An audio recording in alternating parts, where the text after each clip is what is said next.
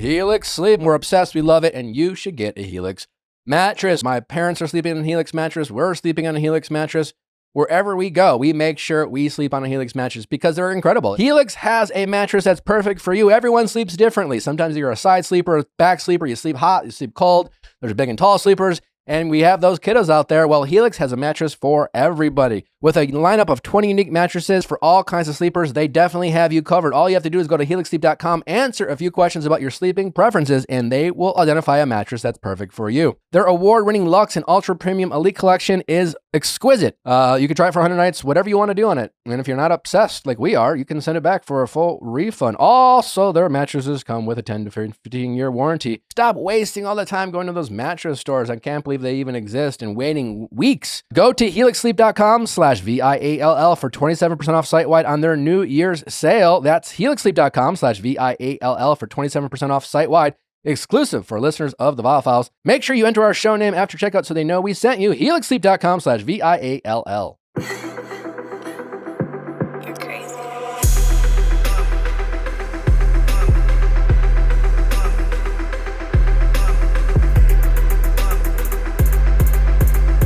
What's going on, everybody? Welcome back to another exciting episode of the Viall Files Reality Recap Edition. I'm your host, Nick. I am not joined by my spectacular, lovely, gorgeous, even mother of my child, the greatest mom of all time, best wife ever, is down bad with the flu. We got the flu in the house. River, Rough. Yesterday morning, we were supposed to be in LA right now. We're not. Don't worry, we got the team there. Little baby River woke up and threw up in the bed, just little baby. It was a weird. I don't know. I think you guys had the flu recently, right? Isn't it weird to see your baby throw up? It's really weird. So Louis sleeps in our bed, so it actually happened while we were there in the middle of the night. And River was also with us in our bed when she threw up. She often will join us halfway through the night sometimes. Yeah, that's actually how we rung in the new year. I otherwise would not have seen 1 a.m. But we had a late night. He woke up at 1 a.m. throwing up in our bed, and it was tough. It's really hard to see and to watch because it's scary. It's super scary. Yeah. It was with River. She puked and passed out. Oh no. Just went back to sleep. Oh, okay. Well, I don't mean that. Oh my God. I was oh my. She was sorry, right after the other. No, but just kind of zonked. Yeah. She woke up early and zonked. Nally is now down very bad. I'm waiting for it to just hit me. You're next. Hit Yeah, you. Danny and I got sick one after another. I'm hoping I can fight it. I'm running on 2 hours of sleep. I was up all night with Natalie and River, going back and forth between taking care of River, taking care of Natalie. Natalie's throwing up every 10 minutes. Yeah. She's getting an IV right now. We're down bad. I wish there was a way for, at least for the men out there. I wish I could take my wife's pain away in the worst way right now. And it's just so debilitating to watch her suffer. I wish there was a way. It's so hard. It's so hard to see your partner, your wife suffer. I wish I could. I wish there was a button I could push. Well, guess what, Nick? You're next. So you will. No, I know. Share with the flu, I'm next. But in general, I wish I could. I would do 2 flus. So Natalie wouldn't have to do 1. Aww. I think it's only fair if you were married to someone, if there was a way. How could you say no? If science presented itself with, hey, you could trade pain. That's kind of how I feel about birth control. Anyways, this is all to say I really love my wife and she is down bad, and we are keeping the ship alive, the boat afloat. I don't know what it is. But we do have a wild and wacky episode for you. We have the Salt Lake City premiere, or finale rather. It was so good. Another banger. So good. It's really Art. it's like a High art.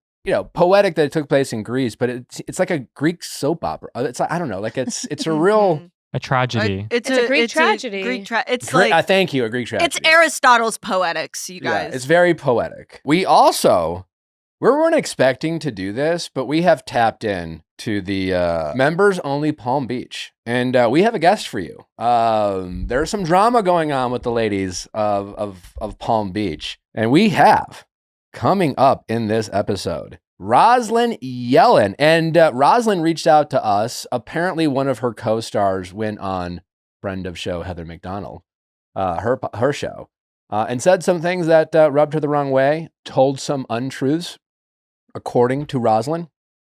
So she is here to set the record straight. So if you're watching Members Only on Netflix, get ready because it's going to be juicy. But before that, we also have Alex Baskin, the executive producer of Vanderpump, Beverly Hills Housewives, and Real Housewives of Orange County. So a lot of burning questions. And the Valley Persian Style, which also I'm the Valley excited Persian Style. So a busy man in the Bravo universe, and we have him on our couch. He's been here before. He's a great interview, always answering our burning questions about all things in the Bravo space. So we are excited to have Alex as well. Before we tap into the Salt Lake City, I don't want to get into it because it seems messy and I don't want anything to do with it. But that friend group chat with Ashley Tisdale is getting bananas. Yeah, it's some classic Disney Channel beef is all I have to say. Well, Honestly, now yeah. you have Hillary Duff's husband just getting messy. Yeah, Matthew Coma has entered the chat. Listen, I love a protective husband, but we up until this point it was just speculation. I think it was Ashley Tisdale's rep was like, "Hey, there's a different friend group she's." No, everybody knew. Like, how many friend groups are you, groups are you in that you're beefing with? Here's the thing. Here's my take on this beef. On one hand, I listen to It's All Right, It's Okay by Ashley Tisdale once a week to feel something. So that's my girl. As you On should. the other hand, I'm taking no sides to be clear on this. Sorry, Mary, continue. yeah, no. I'm not either because Hillary Duff also one time literally had beef with Faye Dunaway, like movie star Faye Dunaway, and handled herself. And that is a diva I can respect. She also penned the amazing song Come Clean. So it's just like when I see a feud like this, I think, thank God for two divas fighting. What did Ashley expect to happen? You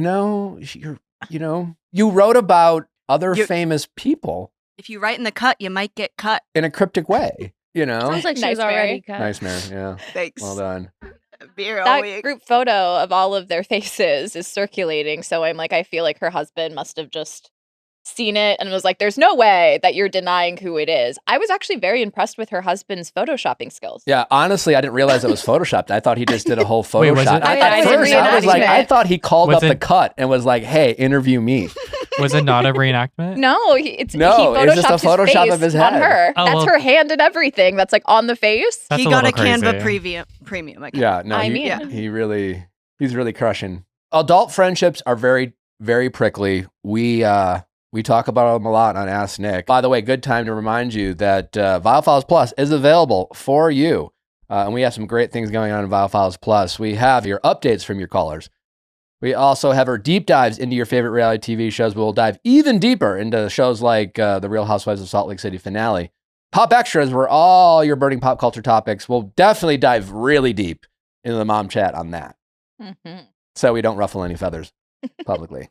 I just got to, adult friend groups are tricky. When one doesn't serve you, just disengage. It's just like, Ashley, what did you kind of I don't feel like this is going the way she hoped. Well, did you see, Nick, that Chris Leminkoff tweeted, me realizing I wasn't mentioned in Ashley Tisdale's Losing Friends article, I emoji, didn't I start the trend back in 2021?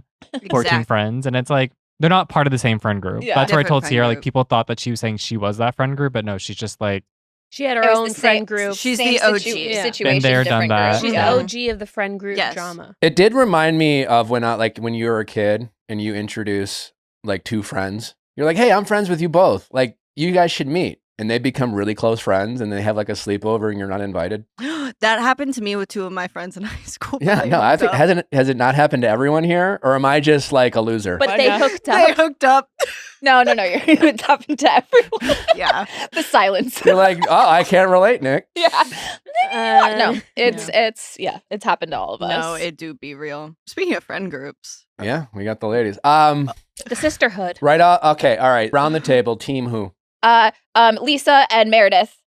Sierra is team Lisa and Meredith all the way. In a shocking reaction to no one, I am fervently we know Mary. We know you stand. Team Meredith and Lisa Barlow. Mm-hmm. I love that girl down. I'm sorry. I misjudged you. I'm actually team Lisa fully. After when the Greek play thing was happening and her little interview was like, I don't care what's in that play. I know who I am. I was like, all right, bitch. This has happened to everyone, right? Like the ladies love to just all band together against one person, and it's Meredith's turn right now. It's been always Meredith's season. turn. Every goddamn year, She it's was blamed Meredith's for turn. Jen Shaw going to jail. It's been Brittany. It's been I team Meredith and Lisa. which is I never would have thought. I just don't like them telling her that she has an issue and not giving her the chance to literally just say, no, I don't have an issue. And they're not believing her. And she's like, what am I supposed to do at a certain point? Like, you hit a wall. They did the right thing in like some instances. Like, I think I'm team all of them in some cases. But I think at the end of the day, Lisa did the right thing by saying, like, this is not right. Like, what you're doing right now is not good. And like when Heather was like, you're drawing the line, it's like, nobody's drawing the line. You guys are just alluding to things that are like, and when she said you're not a safe space to Whitney's trying to come up and talk to Meredith, like, get away from her. I think they were trying I would to have help. lost it after I got attacked by all my friends, and then another friend stands up and like physically grabs me. I would have. Oh my God. Get off of me right now. Right, and then like, listen, I empathize with like, I mean, Whitney Rose, we love, friend of show. I think she's great. Mary, huge fan. But like, obviously, and they've been open about their personal struggles. Mary with her son, we now know he's been incarcerated. A little preview, them talking about it in the reunion part 1. Whitney's been very open about, obviously, her dark relationship with her father and the struggles that she's had there. To make those comparisons and use those relationships as like an expertise in your ability to diagnose someone. Listen, I believe all those women when it comes to what happened on the plane. Certainly Brittany, who was here on the couch with her man, Jared. I believe it. But like, haven't we all had like a really bad moment where we've had to been like, that was fucked up of me. I'm really sorry. I apologize. Like, it doesn't mean that there's like serious problems. Seth having lunch with a woman. Bronwyn lost me during that whole thing because I was just like, my biggest pet peeve is when people try to use like information that they haven't even cross-referenced as like a got you moment.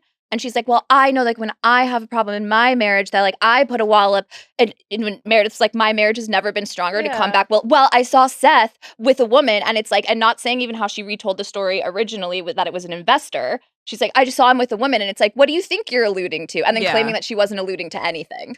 They lost the plot when it's basically the way I look at it is Meredith did whatever Meredith did in the plane. Meredith, she didn't acknowledge it.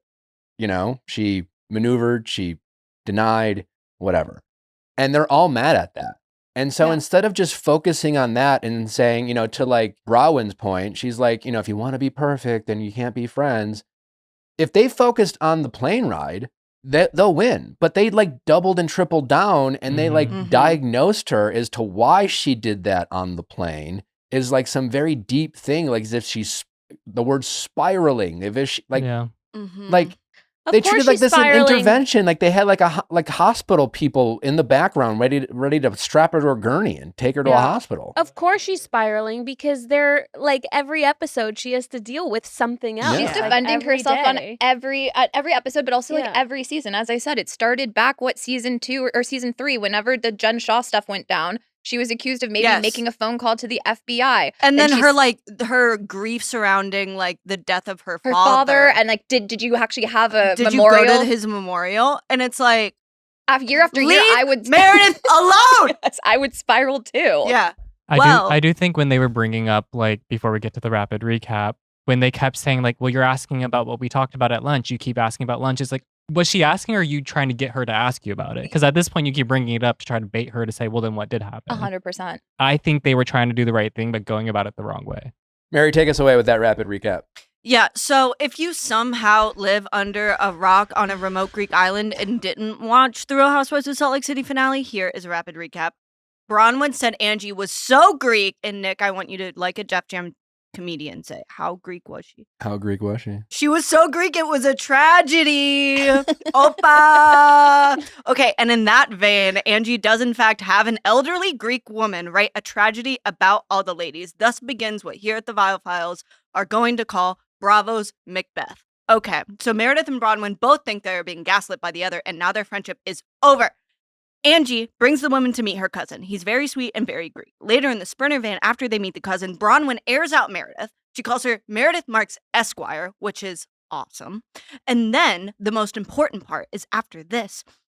During their final day in Greece, they go and sit in little chairs and watch the Sisters of Salt, a Greek tragedy about themselves. Needless to say, They're all thematically read to filth. That was Bronwyn beautifully sheds- produced, by the way. Whoever my came up with that idea. Oh my God, the single tear that runs There down was a Bronwyn's comment that face. said Bravo needs to let more random people write roast about these women. Oh my God, it was so good. It was What was But genius about it, filthy. because they did they interviewed all these women and then put that story together. It was just so In one day. just In great. one day. That was a 1 day turnaround.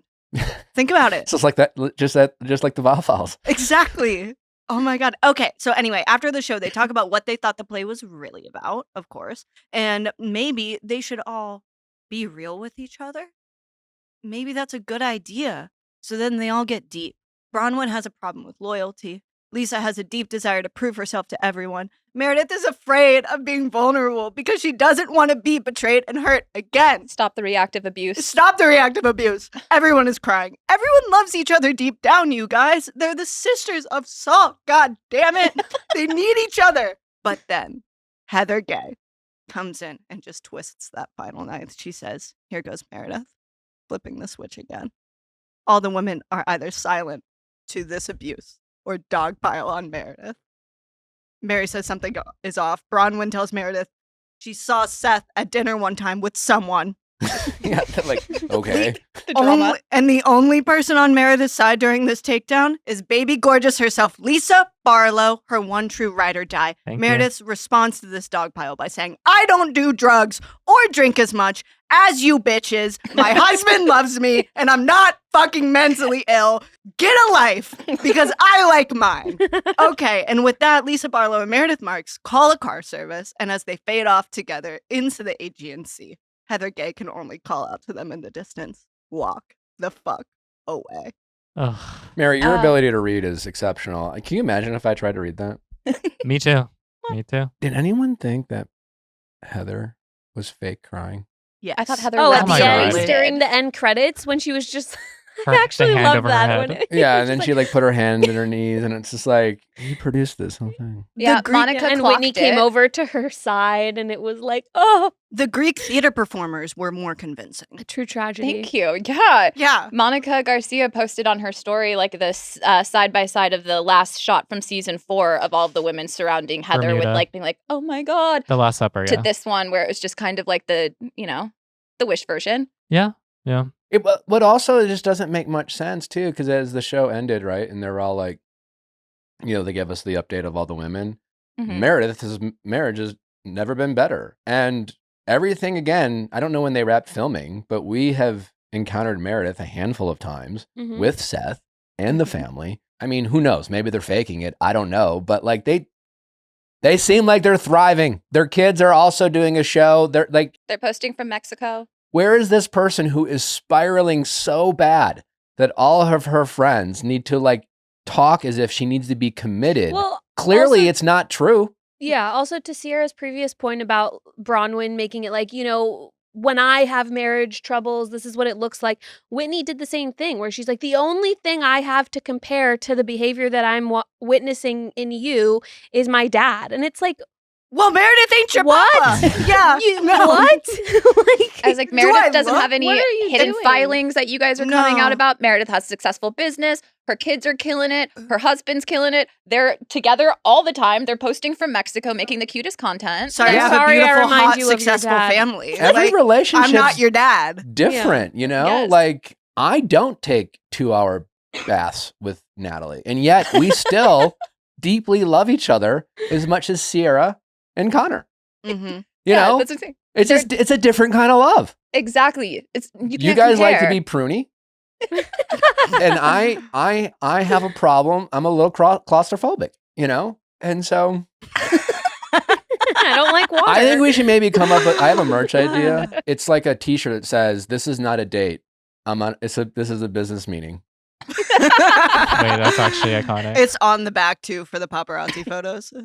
We should make that and send it to one Seth. Mel. Just, Send one to Yeah. just to clear it up. guys- Anytime I have a one-on-one with one of my female employees, apparently I have to make sure I have to wear this shirt. Mm. Somebody might see you. Someone That's might what I was gonna see me. say. No, it's exhausting. I don't need any rumors about me and Right, right. Yeah, me, this haircut, Nick Viall. Yeah, I Yeah, saw it. it's crazy. It's on Nick with a with a blonde lesbian. woman. Charlotte, Nick with someone who looks like they have pronouns. I wonder what's going on here. She's funny today. Yeah. Bitch got jokes. I got jokes today. I do think Angie and Brittany. They were silent. I felt like they get a pass. They're like, I'm not rolling in this. She was like, she had little comments throughout the whole conversation. I will say they get a pass because they didn't do anything, but also like not really because Lisa is the MVP for standing up for, you know. If you're silent. Because Mary said multiple times, everyone. Well, Mary's an MVP too. Like she's the one that was like, why are we all sitting here? And she ripped it off. She was like, y'all need to all just own up to it. Definitely. If you're going to talk shit behind someone's back, you might as well say it to their face. She said the quiet part out loud, but that doesn't make what was said. She also it was just like, no one was listening to Meredith. They were like, why won't you say what's really going on? And then she was like, all right, what's really going on is I'm scared to open up to you guys because you're mean to me. Yep. And then they were like, stop lying. Oh, no, it was Heather. Yeah. Heather just pissed me off. I was flipping the script again. I was like. But we're having like this beautiful, like vulnerable moment. People are like repairing relationships. I shed a tear listening to Lisa talk. I'm not even lying. And then you have Heather just like all of a sudden turn around and is just like, well, actually, Meredith, here's everything that's wrong with you. And it was just like, what the fuck? This woman is trying to open up to you guys, explain to you why she feels the way that she feels. And yet again, you have made it very clear she is not safe in this group of women. Yeah, I think Heather just wasn't listening because I think when someone's trying to like own up to something or apologize and the whole time there's someone in the room that's just like making faces, they're not listening to you actually talk, you know? I did find it hilarious that during the Greek tragedy performance, Brittany had a full glass of wine while facing the Meredith's alcoholic accusations.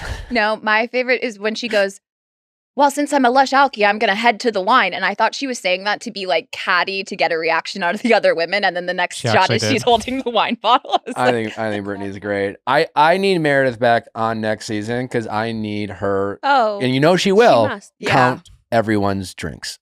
Yeah. Era, Meredith Marks villain era is upon us. And guess what? I'm still her number one. She's going to have one of those like hand clickers. Yeah. I want her to like walk up behind someone's back really slowly and just like do that. Click. Oh, she should get a breathalyzer, honestly. Yeah, she should just get a breathalyzer and walk around. That would be so diva. I don't even think we saw her I don't think she was even drinking during her DJ set. Like, I think she was drinking water. That's what I'm saying. The only bumps that Meredith does is of caviar. The only bumps I think she's just emotional. She bumps on a beat and she bumps on caviar. Emotional. Like, can a woman just be emotional? Can a woman just be emotional? And she really hates Brittany and she got triggered and she did something she shouldn't have done. And her mistake was not apologizing, owning that, but they took it. Listen, Meredith is not perfect. She says, I think that she's been caught lying. She has said mean things about other people. They all have. They're all guilty of it. But do I think that she's unstable? No. Oh, and she when she was like, I don't do pills or drugs, my thought was, who does?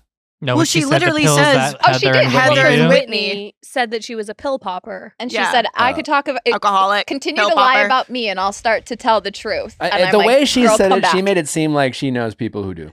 Oh, she does. She said the pills that Heather and Whitney take. Yeah. I could talk about the pills that Heather and Whitney are taking.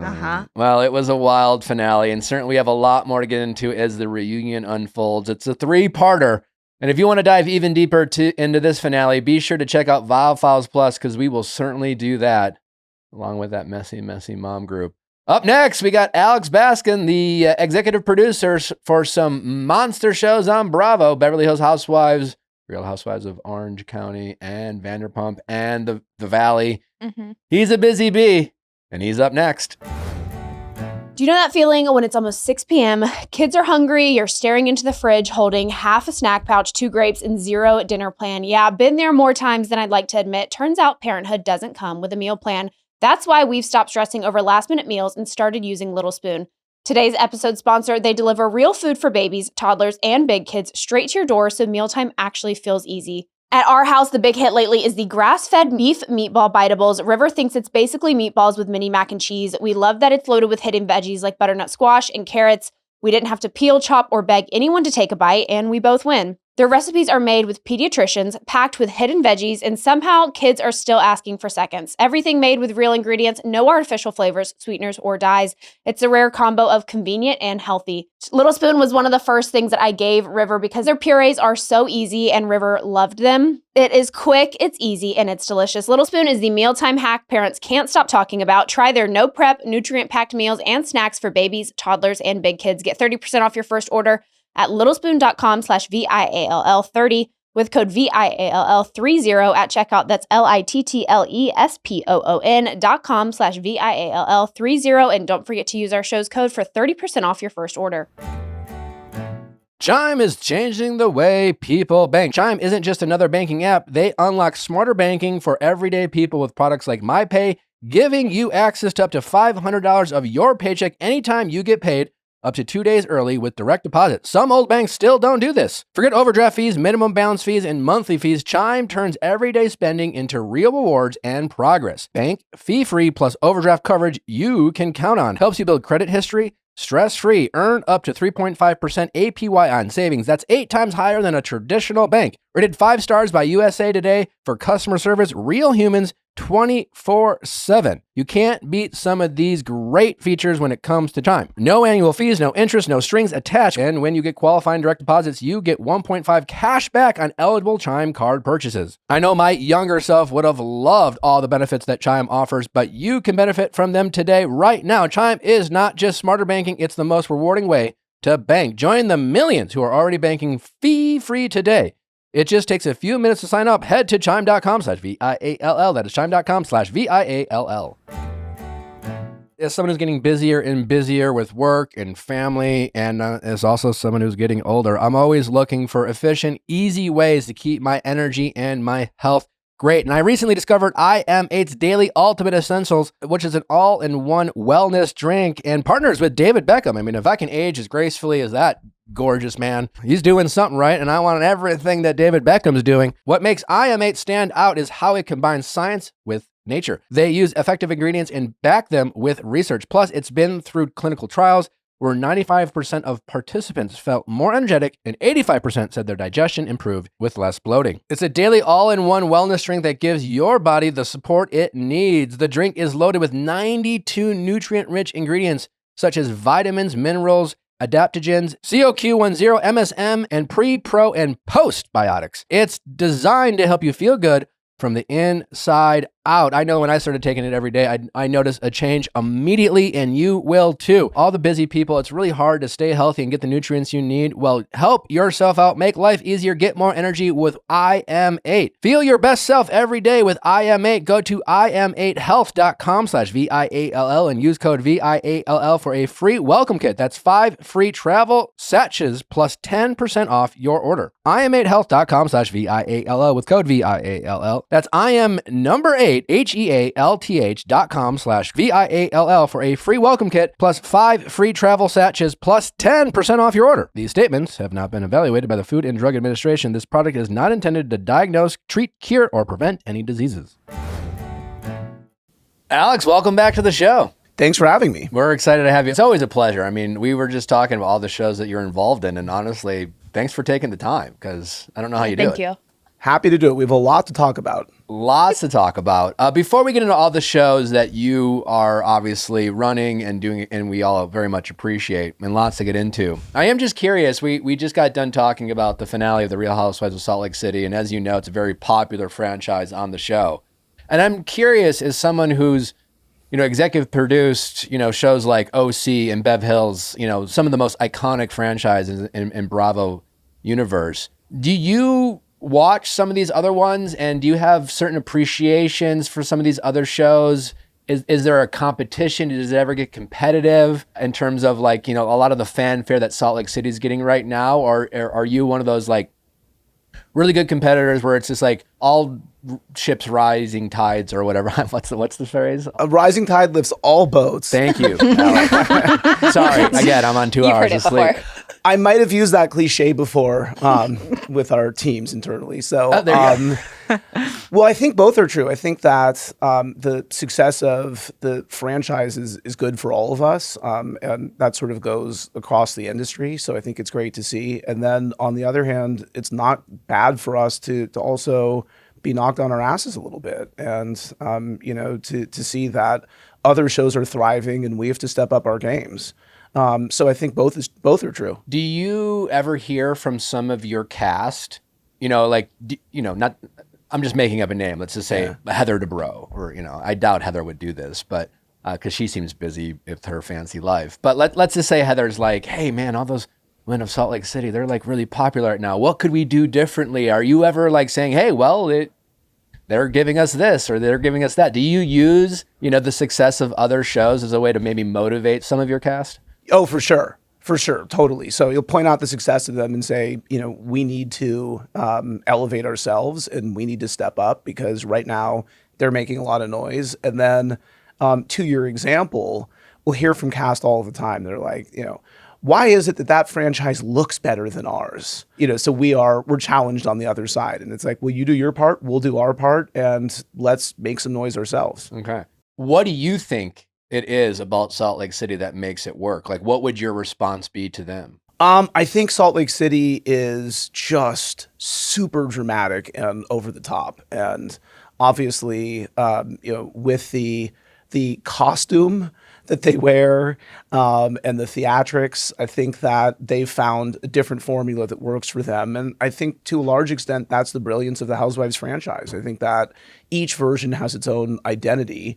And I also think that's a little bit fluid. So I think you can't do the same thing season after season. And Salt Lake has done a great job of sort of always maintaining headlines. And if you look at the life cycle of that show, every couple of years, it's found a different identity really brilliantly. So I think it's, something for us to look to and to appreciate and hopefully to top. Well, enough about all the shows that you're not doing, because you're doing so many. You got, just to remind our audience in case they forgot, Real Housewives of OC, Real Housewives of Beverly Hills, the new VPR, the Valley Persian Style, which many people in this household are very, very excited, including my wife, who unfortunately couldn't be here. Do you have a favorite of these franchises? So all those, plus also we just started production on Jeff Lewis this week. So, and then more to announce soon. My favorite varies, right? So it depends on where we are in the productions of each of them. I love them all equally, but not all at the same time. Yeah, I would say. But they all require a lot of love.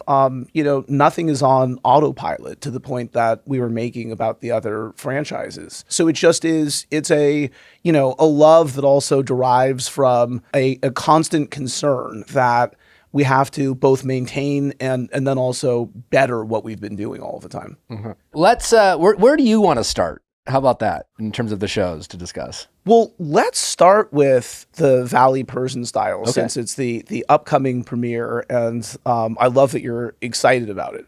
Very excited. So excited. Yeah. Because also, I mean, the Valley, we'll get into that, but I'm curious. I'm excited to see the Valley be represented in a different way that it's represented in the Valley with some of these dynamic characters that you have.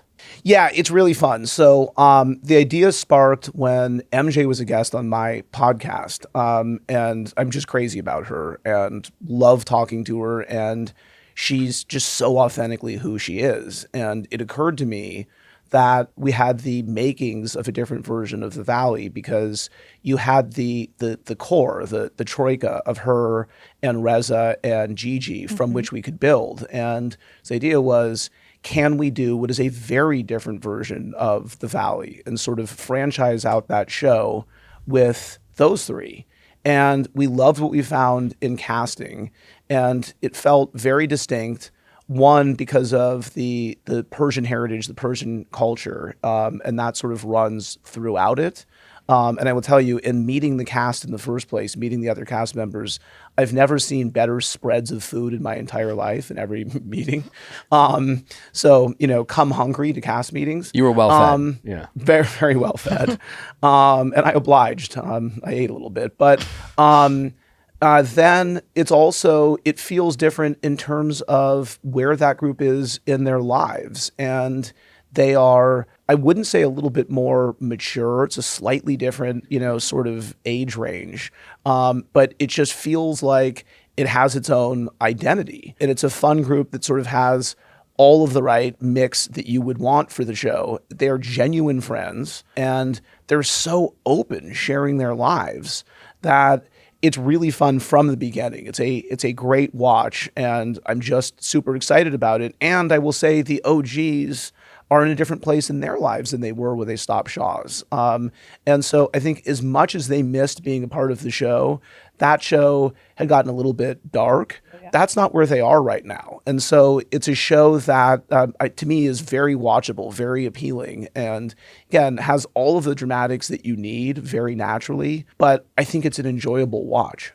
You mentioned the word dark, and obviously the word dark was often referred to the Valley. If last season's vibe of the Valley was dark, how would you describe the vibe of the Valley Persian Style?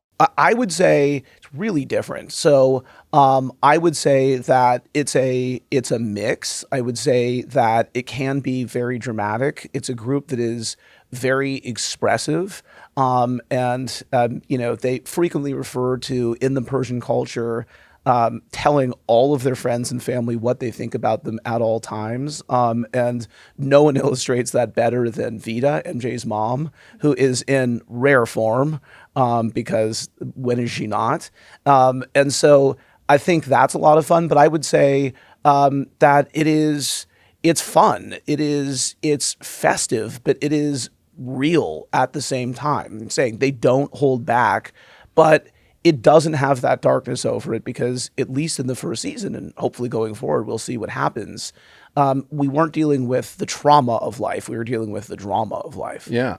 Well, I mean, I love that you said that, and it makes me really excited because, not to call back Salt Lake City, but I think a lot of fans, they'll say what we love about these women is they can fight, they can really let it out, but it doesn't seem to turn a corner. They can move on. They can get into another, chapter. It doesn't seem to hang over an entire season.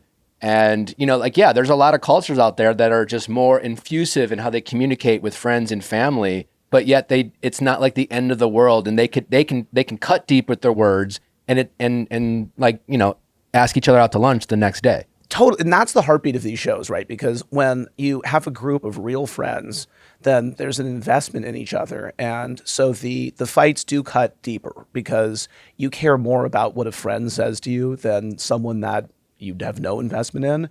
But at the same time, you can get over it because there's a deep love there. And so you see that in this show. And that makes the first season a really fun ride. And look, elsewhere, I know we're going to get into the other shows, but we're aware of needing to move on. We felt that way this past season of OC. It was really tough. And as producers, we both have control and have none. And so we can let the cast know that we want them to get it all out and be real with each other and then move on. But then it's incumbent on them to do that. And again, when it's a real group of friends, they do that. And sometimes when it's not, and when the shows devolve into, feeling like it's Survivor, and you're kind of trying to expel someone that you don't like from the island, that's a problem. Yeah. And for other people who maybe didn't watch Shaw's, I know a lot of people did. My wife was a big fan. But MJ, for example, a lot of people got to see her on Traitors last season. And if they want to see maybe more of her, this is a great opportunity to see her and her friend group if they didn't watch her on the previous iteration that she was on before. Yeah. And she's one of a kind. She's just someone who should be on television because she's just so authentically who she is. Yeah, we love a star. Shifting gears to OC, we were at BravoCon, the household, and we got to see Vicki get her orange. There was a lot of conversations about how that all went down. A lot of people mentioned that it was kind of I think, did Andy even say it was kind of on a whim almost? Well, it wasn't really on a whim. We had talked about bringing Vicki back for season 20. It was Andy's idea to present her the orange at BravoCon. By the way, I don't know whether she still has that orange. I don't know the condition of it, so pry it from her cold dead hands. But we then had a series of conversations to expedite that, sort of approvals so that could happen there. So it was thought out, and I thought it was so genuine and pure. It made me laugh a couple weeks before BravoCon when that was in the offing, and we were trying to get all of those approvals. I had a conversation with Vicki just to feel out where she was and sort of get a sense of where her life was for a potential season 20. And so we're catching up, and it was like an hour conversation. And 45 minutes into it, she said, "Why are you asking me all these questions about my personal life?" Because I've known Vicki forever, but we hadn't caught up in a little bit. Sure. And I said, "Vicki, it's season 20. It would be remiss if I'm not having this conversation. You just want to get a sense of what you're feeling. And also, if there were an opportunity, what does that sound like to you?" And she's like, "Are you kidding?" She's like, "I would love to do the show. That's my wish." She said, "But I'm also not hanging my hope on it. So if it doesn't happen, I understand that too," which I thought was good. I think she's in a really good headspace, but it was such a sweet moment when it happened for her. I'm so excited because I didn't get into Housewives of OC until after Vicki was off the show. We've had the pleasure of interviewing her a couple times. She is an absolute delight. I mean, she's just a star. She is. I mean, every time I talk to her, I'm just having the best time. My jaw's on the floor. And I love that she has her insurance business. And I just love the way it's like I never feel like she's trying to be funny, and I never feel like she's trying to be mean. I truly always feel like Vicki is just shooting from the hip. And to me, she's like part of what attracted me to reality TV in the first place is it's someone who is, to your point, is an original, who is not trying, who really does deserve a camera put on them. She has not changed one whit in 20 years, which is fantastic. And so I love it. It's someone who otherwise, before the explosion of this genre, would just be a character to all of her friends. And now is someone that delights an audience because she just can't help herself. I love her.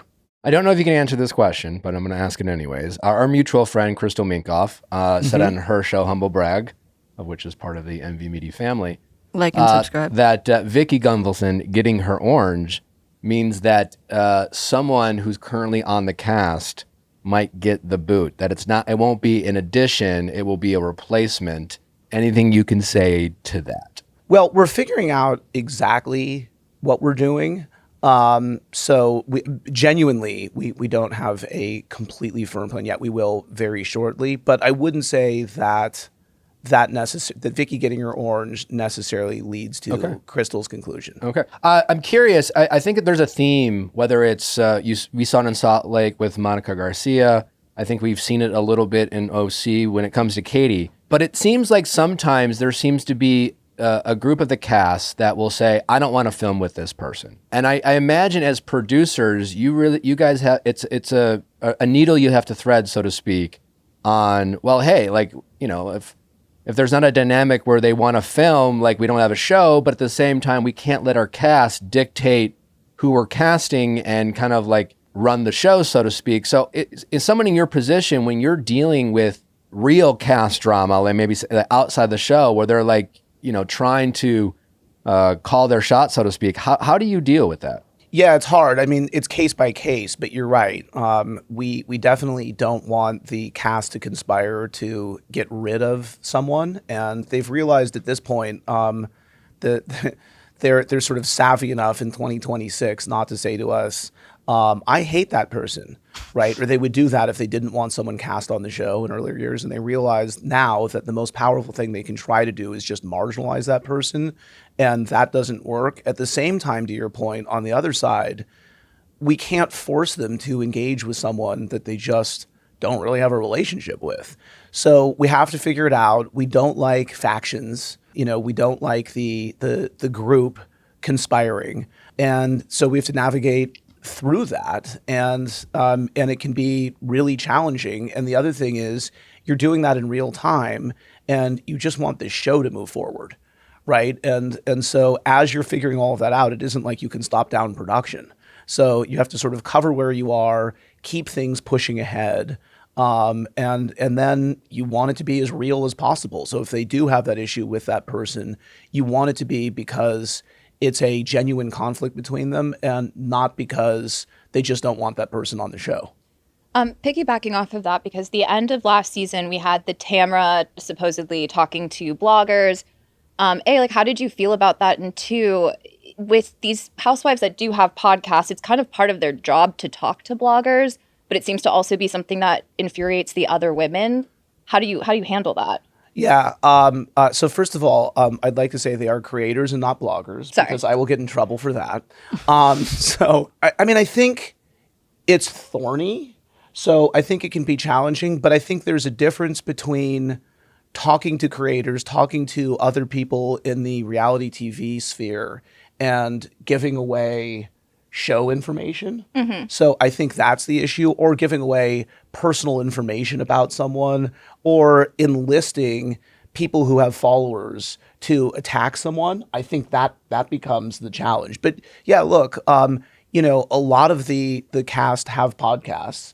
And obviously, in addition to whatever else it is they're talking about, there's a great interest in hearing from them their thoughts on the show. Right. There's a hell of a lot of self-policing. So we get blown up all the time. Like, you wouldn't believe what Tamra said on her podcast, and there's this, whatever. And so that becomes unfun to deal with. But really, for us, as much as possible, we want to corral it into real relationships. So if the Housewives is about a group of friends is not constantly dealing with, the coded messaging that they've done about each other, right, on podcasts. And so if the whole show is about the show, we're just eating ourselves, and that isn't interesting. At the same time, you can't ignore it. And so I believe, like we've discussed, in breaking the fourth wall, when I think that you have to tell the story, but I think you have to be careful. And there's definitely an audience reaction. The feeling was mixed about how much we broke the fourth wall this past season on Orange County, right? And there were strong feelings both sides.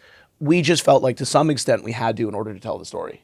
And how do you deal with Tamra in the position that she's in? Because it's like, do we have proof that she gave storylines? And she swears to me that she didn't. And I've known Tamra for a very long time. And, her contention is like, I couldn't tell you. I don't even know who this person is who's saying this. And by the way, like, nothing did leak, So not only are these all like sort of mundane facts where it's like, oh, so someone is claiming that I said that I went to lunch with Heather in Costa Mesa on March 12th.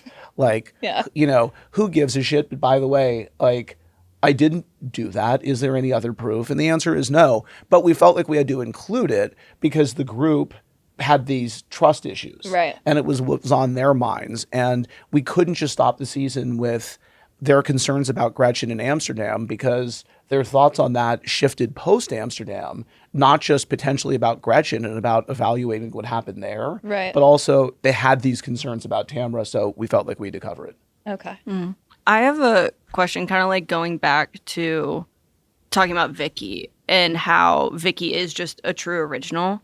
And I wonder with, like, because obviously you're working on the new Vanderpump and like going and casting like younger like reality TV stars. And I always am thinking about like if that true original aspect is harder to come across now just with the internet and how easy people can create careers and how enticing that is to be on like Bravo. And I wonder like what your experience has been like finding new talent in that way with that context. It's a really great question. And I kind of want to talk about the cast construct of the new Vanderpump in a minute, because I think there's some misconceptions. But in general, it is hard because now being famous is actually a career path, and it is the ends and not just sort of the means. Mm-hmm. And I think, for example, if you're looking to put together a group of young people, inevitably you're going to find people that already are on social and have something of a profile. So I think that's true. On the other hand, what I would say is not completely different is 20 years ago, sort of at the beginnings of Orange County, same thing in putting together a reality cast, right? It was people who were signing up to do a reality show who still had like some notion of what being on a show would do for them. So as much as it's changed and it's now an industry, and there's the oft-cited statistics of young people wanting more than anything to be famous because, again, they associate that with a career, and so I would say it's changed just in the sense that we try to filter out who is just doing a show to be famous and who is actually a real interesting, authentic person who just also happens to have a big social presence. And I think on Vanderpump, what I would say we've been a little bit sort of misidentified as a cast in that regard is it was a real group of people that worked there. We did add in some of their friends and some other people because the restaurant also could accommodate that. But the foundation of it is a real group of people. Now, within that, are there people who, would like to be famous or were thinking that by working at SUR they would be discovered? Sure. But by the way, you could say the same thing about the original group. The difference was they just wanted to be actors or models or whatever else. And here, these are people that, again, want the currency of a big following because now that's what being a celebrity means. Do you have a favorite in terms of the new cast of VPR of like someone that you feel like is like, like who's your Jax or who's your Stassi? Your breakout stars. Yeah, your people that we should be looking out for. Well, what I like is that I keep hearing different viewers have different favorites. So that's what I feel really good about. And so there's a few that I think that, just sort of take to being on a show really naturally. And I think are, have sort of personality types and personal stories that you haven't seen before and are very comfortable sharing them. And then there's others that are a slower burn because being on a show is not necessarily a natural thing and it takes a little bit to get acclimated. But I like the fact that I was at a dinner last night and with two people who have different points of view on their favorites. So I think that that's a really positive sign for us. And I think that we're really starting to grow. Obviously, very big shoes to fill. And we knew when we made the announcement in the first place that we were going to bring the show back, but with a new group. We knew that there would be groans, and skepticism. And the other thing is we had to announce that in tandem with not bringing back the other cast. So it wasn't like we could, this is like, untitled West Hollywood project. And so we knew that, and we knew that the audience would have to fall in love. Some people won't, but it does make me laugh too that there's a lot of belly aching from people who didn't even love the final season of Vanderpump Rules at the original group, and have forgotten that, right? And at that point we're saying, the show has strayed so far from what it was, and you have a group that isn't really friends anymore. And what is this that I'm watching? And so that's the hurdle that we have to clear. And we're aware of that. Yeah, and like you said, it is just a hurdle. And we experience here when we watch it, right? And we talk a little bit about it. And to your point, it's Vanderpump Rules, right? And we went from season 11 to season 12. And I think for me, at least, and I'll just speak for myself, it's just like you're trying to figure out why you should care about these people, right? Yes. Because we left it being so invested in Tom and Ariana, in this entire cast. And I think that's, for a lot of people, it's just like trying to find the thing that you connect with the show. Yeah, and that's right, and that's a challenge, and we knew that wouldn't happen overnight. Sure. And it's really hard to get invested in any new show. I think the fact that it's Vanderpump Rules is its greatest attribute and is a driver of viewership, and I also think is something in some ways to overcome, because I think if this were a different show, I think people might assess it differently, and I think they might not hold the legacy of the first 11 seasons against it. On the other hand, it's an iconic show, and obviously interest is fueled by the fact that it falls under that banner. But yes, we need to give people something to sink their teeth into, something to invest in, and I think they will get there. I really believe in this group. Yeah, I got that impression from interviews I've heard you give and things like that, that you really believe in this show, and you're advocating for people to, give it the chance it deserves and see it through, and that there should be a payoff if we do that. It just gets stronger. So it really is, launching what is effectively a new series is really tough in the first place, and there's a lot of ground to cover. And it's not that the show itself is complicated. It's a, show about a bunch of people that work at Lisa's restaurant and sort of their, interconnected personal lives. But there's a lot of work that we have to do up front, and it's also them getting acclimated to being on a show. And as we start to get into the middle of the season, which we're in right now, I just think it's classic Vanderpump Rules. And I think it's just really chaotic in a fun way through the end of the season. So I feel really good about how we can grow it from here. Well, we're excited to see more of it. Shifting gears a little bit to Beverly Hills, I'm really enjoying Amanda. And for me, watching Beverly Hills, I love the franchise, mostly because, it's Beverly Hills. It's iconic. It's just, there's something about watching it just kind of it's almost like a travel show in a way. Even though I live in LA, it just kind of, there's a nostalgia there. I think some people, fans like myself, have been frustrated where it's sometimes the pacing feels a little bit slow because I feel like, you're dealing with some legacy housewives. And I think it's, to me, it would be, I empathize with it would be hard. How do you give even more than they already have? And I feel like Amanda seems like a really fresh cast member who seems to be willing to make a bit of a mess. I love Bose. Everyone loves Bose. Bose is classy. Bose is this kind of someone you really aspire to be. And not that I don't aspire to be Amanda or anything like that, but she comes on the screen and I'm she seems messy, and I'm really excited to see more of her. I think she brings, to your point, a needed element of unpredictability. Yes. Mm-hmm. And so I think she throws everyone else off. And we felt like we needed that headed into this season. So I couldn't be more excited to have Rachel on the show. I think Rachel is a godsend. I loved getting to know her. And I think she's so additive to the cast. Mm-hmm. And I think that she brings a lot and she fits in the best way. Rachel isn't messy. It's just not who she is. And we felt like we needed to mix it up a little bit. And we obviously try to do that in a way that makes sense, like it isn't a plant. And we just found Amanda really interesting and knew that she would just throw everyone off. And so I think that's what you're seeing. And she certainly provokes a reaction from the other women without even trying to do it, which is, That's the best. Kind of works for us. Yeah. How would you describe this season of Beverly Hills Housewives as it gets into the season? I think it's fun. I think it's almost like a few seasons mixed into one. So I think to the earlier conversation we were having, we don't fixate on any one thing for too long.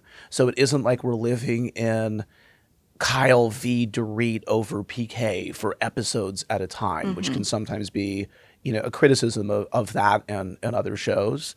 The trips are great. Obviously, there's Sedona, but then there's also a great trip to Italy at the end of the season, which is, to me, is sort of in the list of classic Housewives trips. And it's spectacular, and the women are dressed to the nines, and they really get into it with each other. Dorit just does not give a shit this season. Love that. And and I can tell you that that is right until the very end of the season, and still going. So, I think that is really fun. And so, I hear the criticism of BH that the women run at a different speed, and sometimes I think the audience feedback is they're not sharing everything, but I think it's also a different group. Yeah. And so it isn't like we produce them any differently than we do anyone else. That's who they are. And, Kyle's feeling is I've shared everything I possibly can. I've shared everything that I'm comfortable with sharing. The audience knows what's happening in my life. And what are we talking about here? That's sort of her, what have I not given to the show? Speaking of Kyle, there's headlines that her and Mauricio were looking a little cozy over New Year's Eve. when you get headlines like that while you're not filming, like, is there like a call that happens or like because you're not rolling right now? Yeah, I mean, we keep up with everyone all of the time anyway, and so we're sort of not caught off guard. Mm-hmm. I take those kinds of headlines, with a grain of salt, because I just know they ran into Mauricio last night, like, they were just together as a family. Yeah. And so I I didn't even call about that one. I didn't even ask Mauricio about it last night when I saw him. But otherwise, when there are bigger headlines, we certainly are aware of it. And most of the time, we're aware of what's going on before it's a headline. Yeah, I mean, I just take it as, we talked about it in the last episode. I honestly have, it's sad to see a marriage not work out, but I honestly have a ton of respect for those two. The respect they have for each other is so obvious and so clear. And to be able to maintain their family is a beautiful thing, because you often see families really torn apart with separation and divorce. And I have a lot of admiration for both of them for able to, not let their own bullshit, not to call it but like affect the rest of their family. And I think it's really incredible the way they do that. I agree. I think that they've navigated their split with the same respect and love that characterized their marriage. Yeah. And I think it's a great model if you could achieve it. Mm-hmm. The general question I just thought of when you mentioned Dorit, fans have noticed throughout all the franchises that there are more and more single housewives. You had Sutton a couple seasons ago went on a date. I personally, and I think I've seen other fans say as much, I would love to see some of these single women go out and date and see them in the wild. I imagine that's something you would be open to too, but then I think, is it a problem of finding the men to be willing to say yes to coming on the show and doing that to make it authentic, to show their dating lives? Because I would love to see more of these women date and get out there and bring that part of their life onto the show. Yeah, we would too, because we want to cover what's really happening in their lives. And so if that's something that is important to them, and if they're going on dates or if they're starting relationships, it would be interesting to see. I think to your point, the challenge can be that we need the okay from the other side. So we sort of try to get that. And we don't want to do the classic reality show setup dates where you're just finding someone who will sign an appearance release, right? Sure, So what you want to see who they really are spending time with in their lives. And I agree, it's just a progression where they are in their lives. I also wouldn't mind seeing, some significant relationships and some husbands again on the show. Amanda is married, but it isn't like, there's some choice on our part to veer the show toward, women who are recovering from the demise of a long-term marriage. Like, we like seeing families on the show. Yeah, absolutely. MJ kind of implied that Heather Dubrow is leaving OC, and then Heather soon after kind of also teased that she might be going to Beverly Hills with the diamond emoji. Can you confirm or deny any of that? I mean, it's not rooted in anything. So I wrote back, I commented on Terry's post about diamonds, and he wrote, "Diamonds are forever," and I wrote, "And oranges are nutritious and delicious." So there's nothing there. Okay. Do you think Heather wants to be on Beverly Hills, or do you think she really likes being on OC? There was a time where I think she was desirous of that because she was moving to LA, and so I think, among other things, not only would it make sense geographically, but also, but she likes being on the shows. And so I think there was the concern, would it make sense for her to continue on Orange County? Now, I think she appreciates where she is, and she's very much stitched into that group. And I think lie detector test notwithstanding, and it isn't like it hasn't crossed her mind, but like she's not, like pining away for it. I think she's, plenty happy where she is. She doesn't mind a long commute. No. Yeah. She's used to it. She's cool. Yeah. She's got a lot of houses, I'm pretty sure. Yeah. Before we let you go, Alex, and again, we appreciate you taking the time. It's always fun to catch up with you and get all this insight. But I'd be remiss if we didn't discuss the Valley briefly. Obviously, Jax Taylor is no longer a part of the show, we think. We have Tom Schwartz, which I'm pretty excited about on the show. Do you feel like Jax's absence from the show will allow the show to be a little brighter and less dark as some of the fans have criticized the show being? And what is your hope for the Valley going forward? Tonally, the show is completely different this season. So I have seen the cuts of the first 5 episodes, and I can tell you that the vibe has radically changed. The cast is in a completely different place. There isn't sort of the overhang of Jax. Obviously, adding Schwartz and adding Lala to the show is very consequential. There's more cast elsewhere. So we see Jesse's girlfriend, Lacey, who's a great addition to the show. And it's really just a lot of fun. And if anything, that's a really crowded show. That show has like 1,000 cast members. So there's more space. Jax is a really compelling character study. So there's no question that he makes for interesting television. Last year, we were covering darkness. And so, we talked about this, but I've done other interviews as well, where whenever the question came up, do you think the show has gotten too dark? It's like, I'm not really sure where we should have pointed our cameras other than what was happening in everyone's lives. And it just happened to be a really tough time.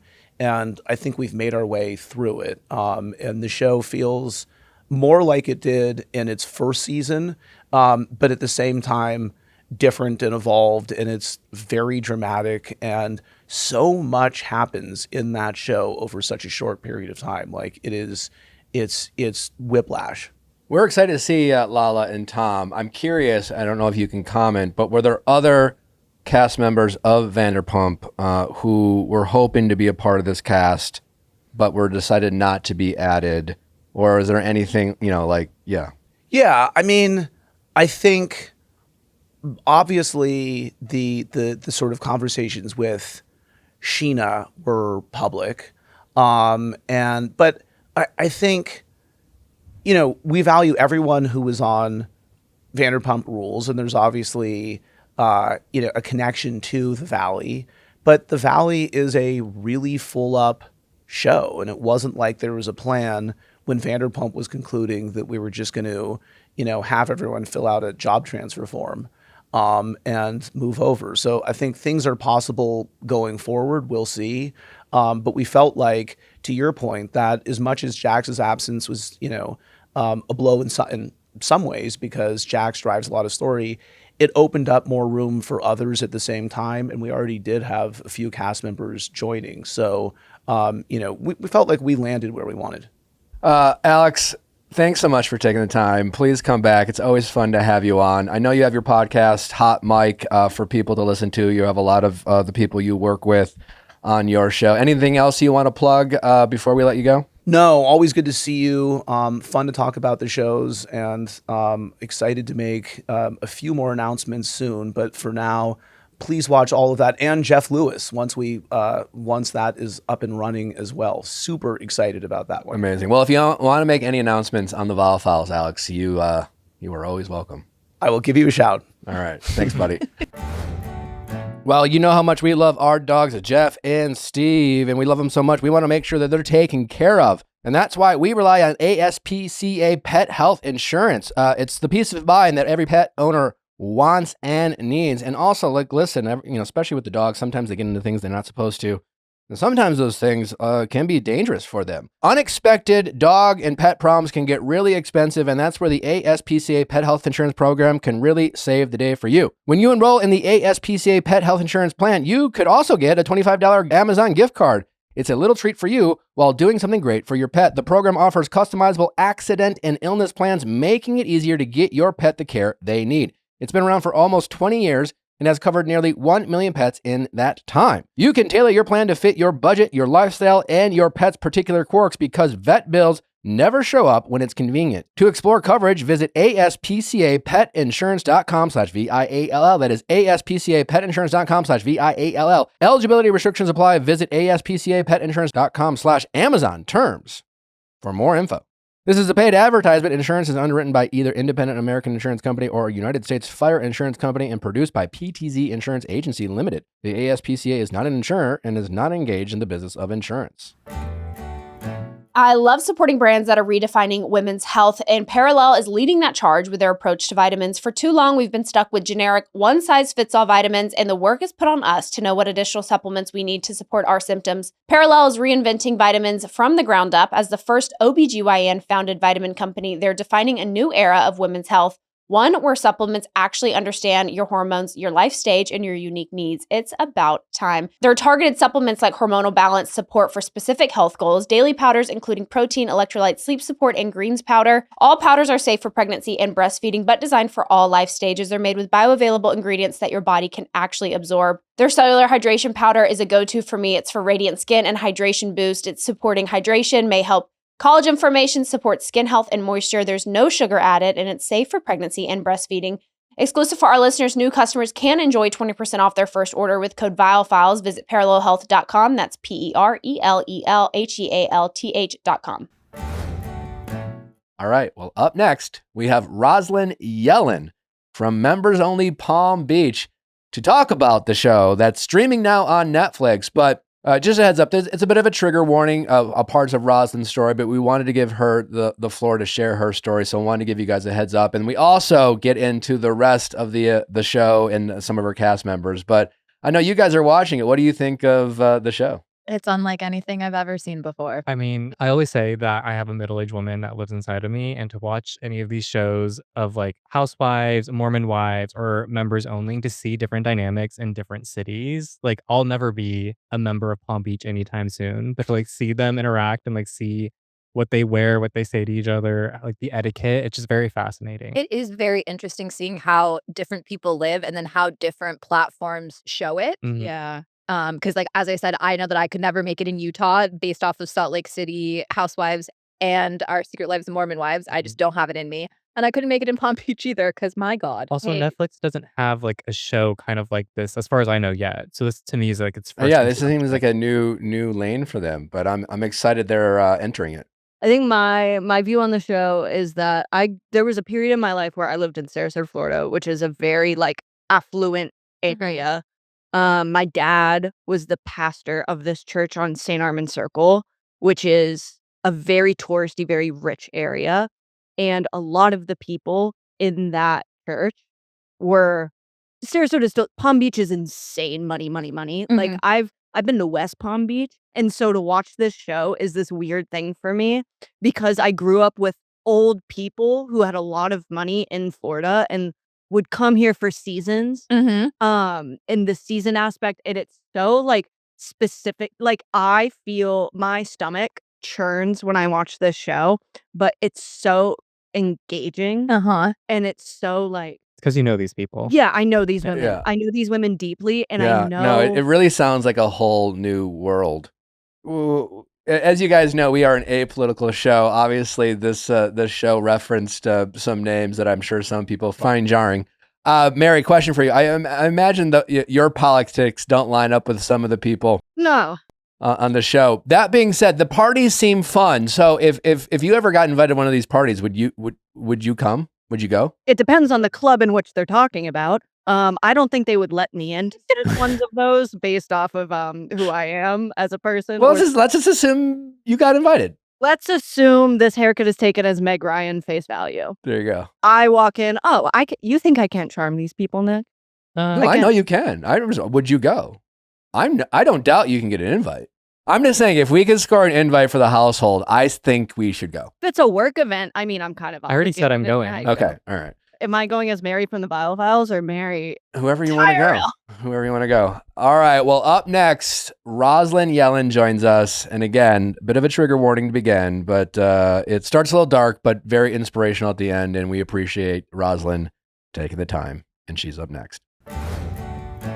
Rosalyn, welcome to the show. Hi, thanks for having me. We are excited to have you. First of all, like we've been enjoying this members only Palm Beach. It is a banana show. I don't know if people really knew what to expect. Obviously, Florida in general has a lot of lore to it, and certainly the people down in Palm Beach, for a variety of reasons, and we don't have to get into all of them, but certainly just the wealth that we see presented on the show is really quite something. as we are all Housewives fans, I'm not sure if you are. It was certainly nice to see our queen Teresa Giudice make an appearance on the show. But that show started with really being a lot of like wealthy, successful people, and that's has remained the case in some areas of Housewives, but in other areas they've casted more kind of not super rich, but with you, this group of women, you all seem like loaded. I think everyone is well off. Everyone has done well for themselves. So, yeah. I am curious, though, as someone who seems to have it all, certainly in the financial department, I'm curious for you, what excites you or even makes you interested in doing a show like this where things can get messy and you can have peers and friends talk about you in such a personal way, like the way Hillary did, and then kind of bringing that drama into your life? I guess I'm just curious, what makes you want to do it? That's a great question. I wanted to do it. I had kind of always loved watching The Housewives. I didn't watch all of them, though, but I watched Beverly Hills. Certain ones I did watch. And I thought it would be a lot of fun. And I was a full-time mother. I did teach dance fitness. But I just thought that this would be my time, something that I could do, something for me that I could have fun with. It was my decision to do it, not anybody else's. And I thought it would be wonderful and great. I never thought that I would experience the wrath from somebody like Hillary. Because you asked about that, I never thought that I would be filming with somebody who would be so mean and who would say such terrible things in the chair every time she was in the chair, something negative about me. So that was really surprising for me. I thought that everyone wanted to do the show for the same reasons I did. And I really went into it thinking we were just going to have a lot of fun. And some of it was like a joke, it was fun, but it was just kitschy and like a playoff of Palm Royale mixed with Housewives. Yeah. That's how I looked at it. Well, it seems like the theme of the show is that like money isn't enough. Like we talked about before, you're all well off. And so that it is a fascinating element to like, for the people who seemingly have it all, what are the things that motivate them? And, how do people in your peer group find ways to compete when you're all so well off? Well, I don't like to compete with anybody. Okay. Because I'm very, very, very happy with myself and where I am. And I am just happy with my life. And once we talk about my life and my journey, you'll see why I'm so happy. And I feel really blessed and grateful for where I am today. But what I love to do is the charity work. And you only see a very small part of it on the show because we could not film in any private clubs. We couldn't film where I actually hold my charity events or where I'm the chairwoman for events for different charities. So we tried to show it without filming in the clubs. But for me, that's a wonderful way to just differentiate myself from people. Because to me, that's just like the epitome of society. And I love that. Well, speaking of your story and speaking of Hillary recently shared a very personal piece of your life story publicly on another show. Without your permission. And I was just curious, like, I'm assuming there are parts of that version of the story that you didn't agree with, that maybe were hard for you to hear, and that you just quite frankly found hurtful. So really, I just wanted to kind of give you the floor and kind of just share what it was that Hillary shared about you, and maybe set the record straight. Okay. So when Hillary went on the podcast, she said things to paint me in a negative light. She did try to do that the entire show also. She painted me in a very negative light. And she talked about my children on this podcast, my husband, and my upbringing, all very personal stories from my life that she doesn't know. And they are quite frankly not hers to tell. That's my story. And she tried to make it sound like some deep, dark secret that would ruin me. But it's not a deep, dark secret. It's just very private. And I want to tell my story. So thank you so much for giving me the opportunity. I really appreciate it. And it's been a journey. And I'm hoping by telling my story that I could help other women and kids who are going through similar situations. And I want them to know that there's hope and that there is a light at the end of the tunnel, and they can be strong and they can get through it. And so by sharing this today, I'm hoping that I can touch a lot of people's lives with total honesty and truth and things that are very, very hard to talk about. Hillary said that I was married before and that my 2 oldest daughters are not Jonathan's children. I've been with Jonathan for 31 years, and all 5 children were raised by Jonathan. And so what she said is only partly true. The bottom line is that Jonathan and I have 5 children. He is the only father that they have ever known. Hillary has no idea how I grew up. She just has no idea what she's talking about and how much trauma that I lived through to get to where I am. She said that I was married before, and it's such a complicated issue, and I will get to it today. So I'm ready to tell my story if you're ready to hear it. Okay. Well, in terms of the relationship she was referring to, you mentioned, obviously, it seems like there's, some difficult aspects of the story. I mean, I just want to give you the floor and just talk about, again, just set the record straight and what really is the truth and why has it been a difficult journey for you? Okay. So my story begins in Margate, New Jersey. I was born and raised in Margate. My mother, she was an immigrant. She was 5 when she came to this country. She married my dad, and he was the son of immigrants from Italy. My mom's from Germany. They were both very different. My father was very, very abusive. I suffered abuse from the time I was a baby, 6 months old, when he pulled my shoulder out of my socket. And growing up, I had multiple broken bones. I was whipped with the belt, and I suffered a lot of abuse, physically, mentally, and other abuse that I'm not ready to talk about. So it culminated in my father.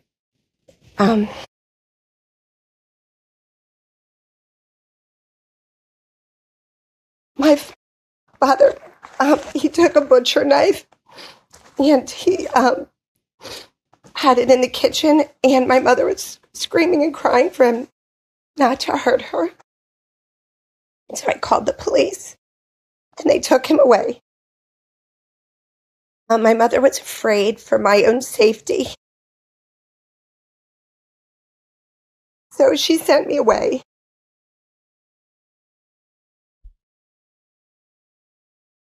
She sent me to Israel. I went to school. I was 15. I did not have any family there. This was in the 80s. Didn't have any cell phones. Didn't have a computer. I was just a teenager. I was on my own, but I was in school, in a boarding school, and I met a guy, and my mother flew over, and I was very young. I was only 17, and I was still in high school. Take time.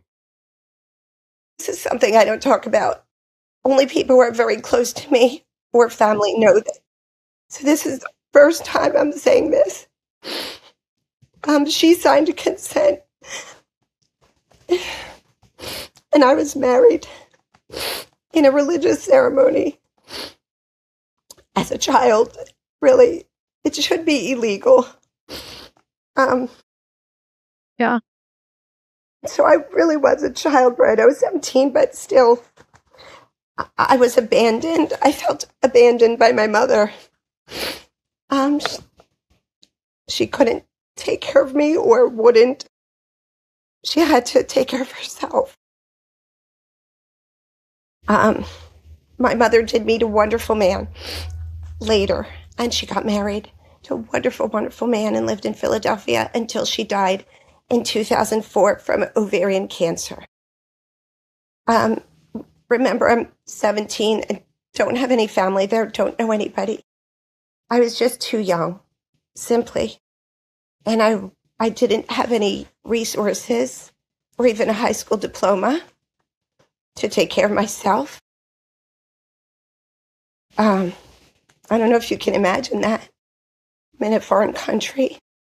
It sounds terrifying.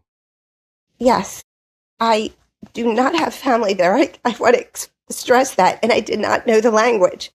And I say signed away, but she signed consent. And I was married in a religious, they have a separate thing there. It's called Rabbanut. I was never married in the United States to him, never. But I was too young and I did not consent myself. It wasn't your choice.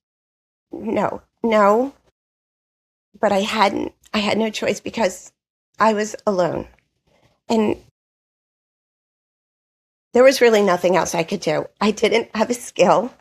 Like I said, I did finish high school, but I was married. I was isolated and married. And then I had 2 daughters. When I was like 20, I just said, I'm not going to stay in this marriage. This is not what I want. I want so much more for myself. And I dreamt of love and passion. I would watch television and watch people make out. And I just remember this, like, I wanted to make out like in the movies. I thought I deserved that. I wanted passion. And I left. It wasn't easy. That's a whole nother story, but that was not easy. I had 1 seat on an airplane with 2 babies. Oh my. And I came back. I came to Philadelphia. I lived in a studio with the 2 girls. And I told my mom, I'm not going back. She really wanted me to go. I said, I'm not. And I was so lucky. And I was fixed up on a blind date with my husband. Oh, really? And with Jonathan. And I was fixed up on a blind date. And I had 2 babies. And our first date, we went out to dinner, but we had an instant connection. And we kissed. And it was just like I always dreamed of. And when we came home, I actually had to come back and nurse my daughter because she was a baby. She was an infant. Jonathan and I were together ever since. He raised my daughters as his own. We had 3 more children. David gave up his parental rights from across the sea. Jonathan and I had 3 more children, and he raised them. He's the only father they've all ever known. My daughters, they were 11 months old and 2 years old. To respect my daughter's wishes when they were growing up and they were in school, they were legally Yellin. That was their legal name, last name. They did not want kids to differentiate between them and their siblings, and they didn't want to talk about anything. They didn't want to talk about or people to say they were adopted or different. And so it's something that we just kept deeply private. And the only people that knew were very, very close friends or family. My husband wanted to talk about this in the past, but I was never ready to. But Hillary going on a podcast and talking about this, I just said, I'm going to find the strength and just tell my story and not have any more and anything else that anyone can say about me, and just own my life and my truth. And this is what happened. And I live my life the way I do because I want to help people. So everything that I do help trafficked women and their children with a place of hope here in Florida. Everything I do is just very deeply personal to me and means a lot. And I do want to say shame on Hillary and shame on her for turning my life story into something negative and always talking bad about me and trying to out me when she knows nothing about me. Well, thank you for opening up and telling that very obviously personal story, but from my point of view, inspirational story. Obviously, the beginning is very dark and such a tragedy of what happened to you. But it is a shame that Hillary chose to weaponize this story against you, because there are a lot of families where young people might get into a relationship, have a child. It's a bad situation, but they do find love in a good situation with someone else, and that person takes those kids and raise them as their own, and they have the same last name. And you're right, and I have no doubt to your kids, it's I imagine they're like, how many, who's in your family, and they're like, oh, I have 4 siblings. I imagine your kids, they're not like, oh, well, I have 2 siblings and I have 2 half siblings. To your family, we're all just one family.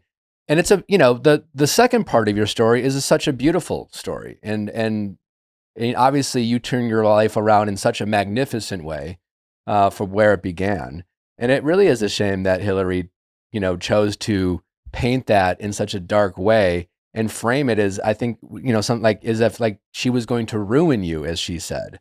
But why do you think that she thought that this story would ruin you when, again, all you did was save yourself and your kids from a bad situation? Because I always tell people that Jonathan and I have 5 children together, because those are his children. He raised all 5 children as his own, and we do not differentiate between them. And that is my truth. That is our truth. That is my daughter's truth. That is all of my children's truth. Maddie and Maya, they call him Dad. We are a family. And when I meet people, my husband, Jonathan, has raised those children as he has raised Molly, William, and Kyle the exact same way. And we have 5 children, and we've been together since I'm 21 years old. And that is our truth, without me going back and telling people what happened to me when I was a minor. So I don't feel the need to talk about being a child bride, which is a terrible thing, and something that alone is bad enough.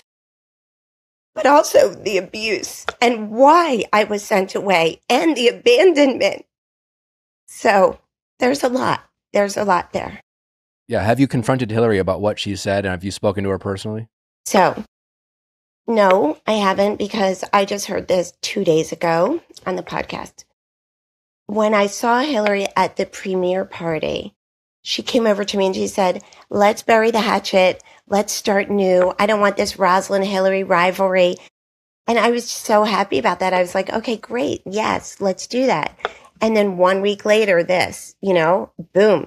So now I know I can't trust her. And I've never met people like this until I moved to the Palm Beach area.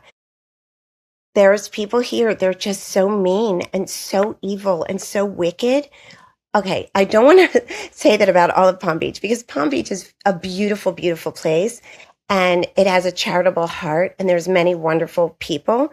But I've also met people who are just so evil and so mean that you can't believe. So it's been like the best and the worst. But yeah, she hasn't talked to me about it. Why do you think Hillary is so mean to you? Is it because you're competition? I know that you rose up in ranks quicker, I guess, than she did, but like, what is the actual thing between the two of you? Because you guys actually are pretty friendly when you see each other. Yes, that's why. So when I watched the show, I realized that rivalry was so strong. I did not talk about her nearly as many times as she talked about me in the chair. And I didn't know that it was going to be really Rosalyn against Hillary. Like, I had no idea that it was going to be that intense. I never thought about it like that, because we're so different. Hillary is really not in the charity world at all. Hillary is in her real estate world. We don't overlap in that sense. So I never thought there was a competition there. So only Hillary knows why she acts like she acts. In my day-to-day life, I do not talk about Hillary. I don't think about Hillary. She's not a threat to me in my mind. I am not threatened by Hillary's presence. So I don't know why she feels the need to constantly come at me. and to paint a negative picture of me to people. And she wants people to, oh, another thing she said in the chair that she said I'm a phony and a fraud. Not true at all. At all. My husband and I have built a beautiful, beautiful life together. What did she think you're a phony and a fraud about? I don't know, but we live in our home. We raised 5 children. We sent them all to college. We've made a beautiful life together. I'm very involved in charities. I donate not only money, but my time. I paid money to join the clubs on my own right. I'm not a guest of anybody. So, and I pay for my own life. So I don't know why she says that about me. It's just an awful vague thing to say about somebody, to paint a negative picture. I don't know why she says it. She also said that Rosalyn never worked in her life and she lacks substance. That's something she also said in the chair. And raising 5 children. 5 children. We had 5 children under the age of 7. You have a newborn. You know how much work it is. I think that being a mother is the most important job in the world. And I did work. I worked very hard to raise wonderful children. It was my goal to raise kids in a loving, safe environment, the opposite of how I was raised. And I did everything I could in my power to give my children a normal life and to spare them everything that I went through. Do you know if Hillary has any idea of the real full story, other than because she was just oh, she has kids from another marriage, and she's been married before, but do you think she's gonna be caught off guard by hearing your truth? Yes, because there's no way she would know this. There's no way she would know my story. If Hillary were to call you, let's say tomorrow, and let's say she hears this interview, and let's say she calls you up and apologizes to you and says, "Hey, I overstepped. I'm so sorry. I didn't realize." Would you accept her apology? Yes, I would. But I have a feeling that's not what she would do. I have a feeling she's going to say something negative about me and try to turn my life into something not nice and negative, because she always does that, no matter what I do. So if she did do that, I would be very surprised. Very, very surprised. I mean, it would mean a lot to me, but I don't think it would happen. You and Hillary ended the season in a pretty okay place. So did something happen in between the end of filming to airing? No, nothing happened. But you can see in episode 8 where we embraced and we said, okay, let's start new. And then, when she thought the cameras were up, she said, Luke, I'm going to take them out, or whatever she said. I don't remember exactly. Mm-hmm. Or she said something to Luke, and then she said something to Sue Bell. But whatever it was, when I watched it, I was like, oh my God, that's so evil. It ended on such an evil note from her. I have a question about what she said, because she specifically said that she knows of a blacklist in Palm Beach and she knows how to add people to it. And I was curious, because you talked about the social dynamics of people being mean, some people being mean in Palm Beach. Do you know of this blacklist? Are you afraid of it? Do you think Hillary was threatening the other women? What do you think were her intentions of referencing it? I think her intentions are threatening people with that. And yes, it actually can happen, but there's not one blacklist. So while she may be in a certain group of people, and she could do that with those people, there's many other people, there's many groups. So somebody doesn't have to be worried about that. I mean, there's many other groups of people who are very welcoming and come on over, come right here. It's like a mom group chat. Right. And it's mean girls. It's mean girls. So yes. It was very, oh my God, evil. Well, Rosalyn, I want to thank you for sharing your story and specifically responding to the comments that Hillary made. I want to, if it's okay with you, to move off from Hillary a second and ask you some other questions about the show and the rest of the women. Is Gail Brophy who she says she is? Yes. Yes, Gail Brophy is who she says she is. She has had an extraordinary life. She is older now. So I like to give her the grace and the respect for her age and stature. And I know the show leaned into our love affair a little bit, but you have to understand that she's like a mother figure to me. And she looks at me like a daughter. Two things that we both don't have. But Gail is who she says she is. But I will be sure not to lean into that next season if we get one. Can we talk about the no boobs, no knees rule? Yes, I would love to. I would love to clear that up.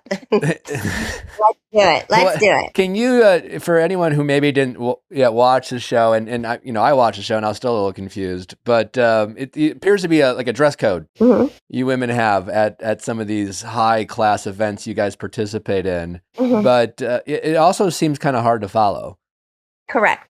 Where did this no boobs, no knees rule come from? And could you tell us more about it? It's fascinating. Yes, I would love to. So when I came here 6 years ago, an older socialite who dressed quite beautifully, she said to me, because remember, I came here from Pennsylvania, Bucks County, and whatever I wore, maybe it was a little risque, but we actually joined a club. So we paid a membership and we were members. And she said, darling, don't show your boobs and your knees. I understood what she was saying. It's not literal. She's just trying to tell me, just dress a little more modest in certain situations. So it's kind of like when you start driving and you're taking driving lessons and he says, hold the steering wheel like this, you're holding it like this. But now you're driving better and you hold one hand, maybe you hold it down here, you hold it here. So once you get it, you understand the nuances. So it's not a strict rule, but I was hoping by sharing it with Romina that she would just kind of understand it like I did. Oh, okay. If you're in a private club or you're at a charity event, maybe just dress a little more modest. And if you're unsure, just think, okay, maybe I shouldn't show my boobs and my knees. And usually it's just for like a daytime charity event, a luncheon. So that's, just dress a little more modest in certain situations. You don't want to be promiscuous, especially at a charity event and a members only club. Well, I mean, just because you take your shirt off doesn't mean you're a hoe. You know what I'm saying? Like I take my shirt off all the time. Right. Is it like one or the other? You can go knees or boobs? You just can't do both? Totally. Yes. Let's do that. But at night, it doesn't matter, really. In the evening, just because most of the gowns do have a high slit and a low thing, but as long as it's long, you're good. Okay. Who on the cast did you enjoy their company the best? I enjoy Romina and Maria. Both of their company the best. Well, I love Gail, but Gail is not in the five girls. So other than Gail, I love Romina and Maria. Okay. Is Romina the singer? Yes, she is. And I brought her on the show because I know her from Bucks County. So she's like following in my footsteps, like coming here. But the only thing is she hasn't joined a club. Her singing career, is that like a hobby or is that something that she is passionately following and taking seriously? I think that she takes it seriously, but it's a hobby. And I think that she mostly sings in Russian, but I'm not sure. So I think mostly Russian songs. You and Romina kind of had a bit of a miscommunication when it came to your friendship versus the mentorship. How are you guys today? Is she following in the footsteps and actually listening to you, or do you feel like she's kind of picking up what you're putting down? We're very close. We're friends. And I'm not going to be that mentor because I don't enjoy that. And we love each other in our own way. And we're just not going to do that. So Romina's going to do what she wants. But, another thing is, though, if you're coming to the club as my guest, then you just have to follow maybe what your hostess is asking you to follow, It's because when I took her, it was with me. Other than the no boobs, no knees rule, can you give us like a etiquette 101 on the rules of how to operate in Palm Beach in the socialite groups that you partake in? I would say don't ask to be invited, but wait for the invite. When you're invited, be a gracious guest.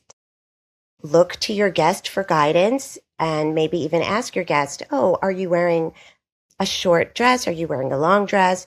And I would say to dress more modest, definitely to maybe bring your hostess a gift.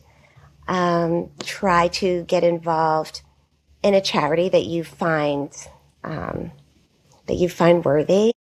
I think for etiquette 101 also it's nice to throw a party and to invite everybody back to reciprocate. Other than the no boobs, no rule, is there like a weird one that you've heard that you're like, I don't get why that's the way it is? No, not really. You can't take pictures in most clubs. Some clubs, they even put like tape on your camera when you walk in. So you're not allowed to take pictures in private areas. You're not allowed to take pictures maybe with members in the background because it's private. So a lot of clubs have they have signs that say no videography, no photography. They do want you to use an indoor voice. They don't want you like screaming inside. And some clubs in Palm Beach, I wouldn't even be able to be a member of today because they are still very old-fashioned. Old-fashioned in what way? I believe that there's clubs that, well, you know what? I really don't know enough about it, but I think that they're just not very welcoming to people. Okay. Understood. Do you guys have any more questions for Rosalyn? I just have one because I feel like there's a lot of societal rules of living in Palm Beach. Do you have like a place that you guys go to like, I don't know, let loose or like not have any rules and just have fun? Or is like your entire life the society of Palm Beach? Most of my life is in Palm Beach with the society rules because I'm there. I'm in Palm Beach every day and I'm involved in so many different charities and events, but I do have fun at the events. That is fun for me. I love it. I know, I see you dance. Yes, I dance at everything and I'm always the first one on the dance floor and the last one. So I love to dance. We do have fun though. We have fun. We love each other. By the way, we filmed for 3 months and it was boiled down to 6 hours. And the show only leaned into their storyline, what they wanted you to see. But we had loads of fun. We had dinners and we were silly and we were fun and we were outside and sometimes we were loud and we had DJs and we were dancing.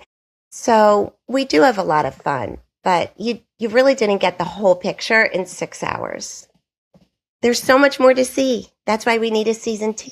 Season 2. It sounds like you're in if Netflix decides to bring it back. That despite this very difficult situation with Hillary and this violation of your privacy, you're still game to film with these women if you're asked back. Yes, for sure. I had so much fun filming. I actually had so much fun. It was a wonderful experience. I learned a lot about myself. As you can see, I found my voice. I finally found my voice. It's as Hillary. She keeps making me find my voice. And I have to tell you right now, I have never felt such a weight lifted off my chest as I do right now. You're the first people I told this to. Well, I'm very happy to hear that. And I really appreciate you giving us that opportunity to share your story. Could we come to one of your parties someday? Or Nick, etiquette 101, you don't ask to be invited, you wait. Fuck, yeah. Fuck. You broke the rule. I did. You broke the first rule. I'm a rookie. I probably can't wear this, right? Like I have to probably dress up. Yes, there's a dress code. There's a dress code. Okay. So men. I look great in a suit. Oh, perfect. That's perfect. Wear a suit. And yes, a suit is perfect. No jeans. Jeans are never allowed. I haven't worn jeans basically in 6 years. I was going to ask that. You can't wear jeans, can you? I'm a jeans and t-shirt kind of guy, Rosalyn. I know, but you can wear jeans in Palm Beach. What about shorts? Shorts are allowed in the club if it's like golf attire. Because many men go to the club for lunch after golf. Sandals? Yes. If you're wearing your shorts, yes. You can also wear sneakers with your suit. My husband does. He loves sneakers. He has a fabulous sneaker collection. And he wears his sneakers with his suits to make it fun. And you don't always have to have a tie. Sometimes you do. Easy on the feet. Protect the knees, you know. Well, wink, wink, nod, nod, Rosalyn. I'm just saying, if they're throwing a party, I don't, you know. Would you like to come? Would you like to asking come still? For Red, White, and Vogue? Sure. What is it? It's a fabulous charity event. I'm the chairwoman for like 600 people. Okay. It's in the evening, and we are supporting veterans and the Gray Team. The Gray Team provides mental health services for veterans free of charge. And that's something that I'm very passionate about, is giving mental health, making sure mental health services are available for people who can't afford it, and especially our veterans. So Red, White, and Vogue salutes our veterans, and it's going to be an amazing black tie gala. You can let me know if you can make it. I need to dust off my wedding tuxedo anyways. I bought this Tom Ford tuxedo top, and I've only been able to wear it once. And I was like, I need to get some ROI out of this. Can you repeat outfits? Is that okay? No. Like, for men? What? For men, you can't wear the same tuxedo? No, men can. Yes, men can. So with women, women, we try not to wear the same outfit in the same season, photographed twice, or we try not to wear the same gown in the same season. But men, you certainly can. Rosalyn, anything else you want to share or get off your chest before we let you go? No, I mean, it was just a wonderful experience. And Romina and I are great. We love Romina. Gail was a little hard on her, but also Gail is older. And I want you to understand maybe that she really didn't hear her very well with Uzbekistan, Pakistan. Like, I hate to say it. But Gail gave Romina a very sincere and heartfelt apology in episode 8. And she loves Romina. They text, they talk on the phone. So she really is lovely. And it didn't show her in the best light. And out of respect, and also when Gail was around, when it was me, Gail, and Romina, I just couldn't get a word in edgewise. So after filming so many times, and you didn't get to see it on the show, I would just kind of sit there and just let them go at it because I couldn't get a word in. Now that I have more found my voice, I feel that I'll do better with that in season 2. All right. Well, Rosalyn, thank you again for taking the time, and thank you again for being so vulnerable and sharing this very personal story with us. The show is Members Only Palm Beach. It's streaming now on Netflix, and if you love reality TV and some messy ladies, rich messy ladies getting at it, you're going to love this show. So be sure to check it out. Rosalyn, again, thank you for taking the time, and best of luck. Thank you. And you're both invited. You're both invited to Red, White, and Vogue. And your wife also. Yeah, sorry she couldn't be here. She is down bad with the stomach flu right now, but I will let her know. Yes, thank you. All right, bye guys. And this was so nice. Thank you so much. All right, Rosalyn, take care. All right, bye-bye. Bye. All right, well, that will do it for us today. Thank you to our guests, Rosalyn and Alex Baskin. And thank you to you guys who listened. I'm probably going to go throw up now. I'm going to get the stomach flu, I'm sure, shortly. Until then, I'm going to go take care of my wife and baby. I hope you all have a great week. We will see you next week. Don't forget to check out the Going Deeper episode with Austin Kroll of Southern Charm. It is an excellent, excellent interview, and he was dynamic. He just texted me. He was getting a lot of feedback that I think overall he's happy with. He said, other than the occasional Karen who told him to grow up, he was happy with the response. But it was a really fascinating interview. He really gets into the relationship with all the cast members, but specifically the boys, Shep and Craig, and you are not going to want to miss that for all you Southern Charm fans. Oh, really, you don't have to be a Southern Charm fan to enjoy it. It's a dynamic interview. Other than that, we'll see you next time. Don't forget to check out Viall Files Plus. Bye-bye.